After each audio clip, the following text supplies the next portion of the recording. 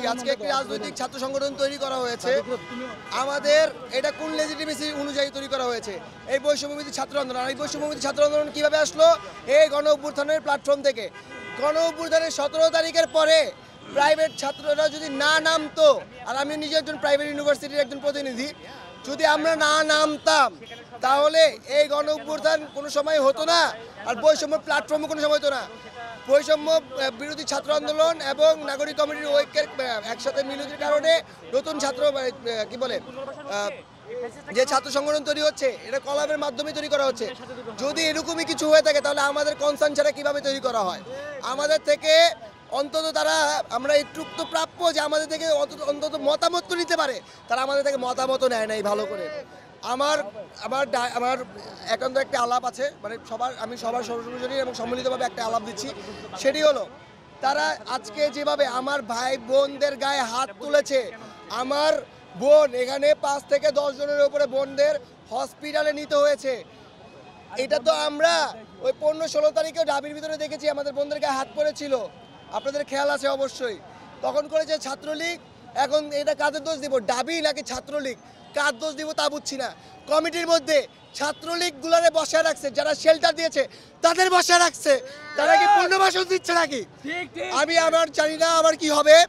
আমার আমার আমার মৃত্যু হলে বা আমার যদি কোনো প্রবলেম হয় বা আমার যদি সমস্যা হয়, সেটা আমার প্রাইভেট ইউনিভার্সিটি, জাতীয় ইউনিভার্সিটি, 7 কলেজ, ঢাকার জনগণ, বাংলাদেশের জনগণ সবাই দেখে নেবে ইনশাল্লাহ। আপনারা আমার জন্য দোয়া রাখবেন এবং সবাই ঐক্যবদ্ধ, এবং আমরা সবাই একসাথে থাকবো ইনশাল্লাহ। দীর্ঘ 17 বছর শেখ হাসিনার যে রেজেন্ট ছিল, যারা বাংলাদেশের নিজের দলের বাইরে অন্যান্য সকল মানুষকে তৃতীয় শ্রেণীর নাগরিক মনে করত, তারা যেই রকম মুক্তিযুদ্ধের নামে আমাদের জাতির সাথে তামাশা করত, বৈষম্য করত, এই বৈষম্যর বিরুদ্ধে আমরা জীবন দিয়ে, রক্ত দিয়ে নতুন একটা বাংলাদেশ উপহার দিয়েছি আমাদের এই জনগণকে। আপনারা জানেন, গত জুন মাসে, জুলাই মাসে শুরু হওয়া কোটা আন্দোলন, সেই কোটা আন্দোলন যখন 17 তারিখ ঢাকা ইউনিভার্সিটির সবাই হল ছেড়ে চলে যায়, তখন প্রাইভেট বিশ্ববিদ্যালয়ের শিক্ষার্থীরা স্বতঃস্ফূর্তভাবে কোনো দলের ডাকে, কোনো ব্যক্তির ডাকে সাড়া না দিয়ে নেমে এসেছিল দেশ এবং জাতির প্রয়োজনে। এই দেশ এবং জাতির প্রয়োজনে যখন সর্বোচ্চ রক্ত দিয়ে জাতিকে মুক্ত করলো, বৈষম্য মুক্ত একটা নতুন বাংলাদেশের জন্য, ঠিক মাত্র 6 মাস যেতে না যেতে আমরা যে রক্ত দিয়েছি বৈষম্য মুক্ত বাংলাদেশের জন্য, তারা তা ভুলে গিয়েছে।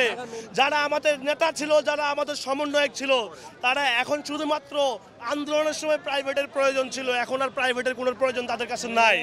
তারা ভুলে গেছে প্রাইভেটের অবদান, তারা ভুলে গেছে যে প্রাইভেটের শহীদের জীবনের দাম, তারা ভুলে গেছে আমাদের আত্মত্যাগ।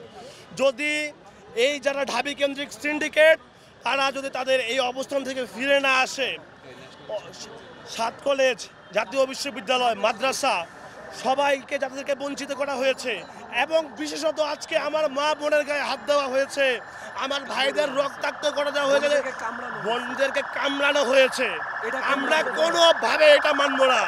আগামীকালকে আমাদের আহ্বায়ক সদস্য সচিব কর্মসূচি ঘোষণা করেছেন, বাংলাদেশের প্রত্যেকটা বিশ্ববিদ্যালয়ে আমাদের মা বোনদের উপর হামলা, আমাদের ভাইদের উপর হামলার প্রতিবাদে বিক্ষোভ কর্মসূচি অনুষ্ঠিত হবে ইনশাআল্লাহ। প্রাইভেট যখন নামে, রক্ত যখন দিয়েছে তখন হাসিনা পালায় গেছে, আর প্রাইভেটের রক্ত আপনারা আজকে ঝরাইছেন, আপনাদের ভয় পাওয়া উচিত ছিল যে প্রাইভেটের রক্তের অনেক দাম। তো প্রিয় যারা আপনারা আছেন, আপনাদের কাছে অনুরোধ, আপনারা আমাদের ভয়েসগুলো রেজ করবেন। প্রাইভেটের প্রতি যে বৈষম্য করা হয়েছে, নতুন বৈষম্য, নতুন বাংলাদেশে এরকম বৈষম্য আমরা চাই না।